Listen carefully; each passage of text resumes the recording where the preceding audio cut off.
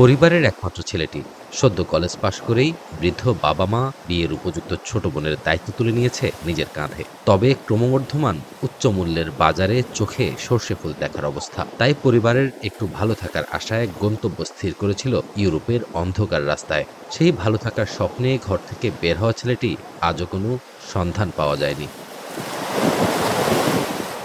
এমন হাজারো অভিবাসন প্রত্যাশীদের জন্য ২০২৪ সালটি ছিল ভয়াবহ। জাতিসংঘের অভিবাসন বিষয়ক অঙ্গ সংস্থা International Organization for Migration IOM শুক্রবার এক বিবৃতিতে নিশ্চিত করেছে এ তথ্য। বিবৃতিতে IOM এর পক্ষ থেকে বলা হয়েছে ২০২৪ সালে স্বপ্নের গন্তব্যে যাওয়ার উদ্দেশ্যে বিপদসংকুল পথ বেছে নেওয়া অভিবাসন প্রত্যাশীদের মধ্যে পথেই প্রাণ হারিয়েছে অন্তত ৮,৯৩৮ জন। এর আগে কখনো এক বছরে এত সংখ্যক অভিবাসন প্রত্যাশীর মৃত্যু ঘটেনি। রান্নাঘর না হোক কান্নাঘর, গাজী কিচেন হুড স্বাচ্ছন্দ্যময় রান্নাঘরের বিশ্বস্ত সঙ্গী।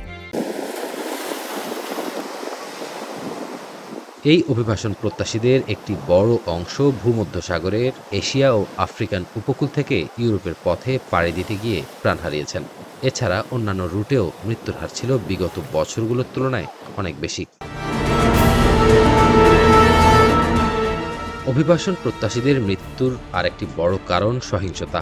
IOM এর হিসাব বলছে ২০২৪ সালে যত অভিবাসন প্রত্যাশী প্রাণ হারিয়েছেন তাদের মধ্যে অন্তত ১০% নিহত হওয়ার কারণ গুলি, ছুরিকাঘাত এবং প্রহার।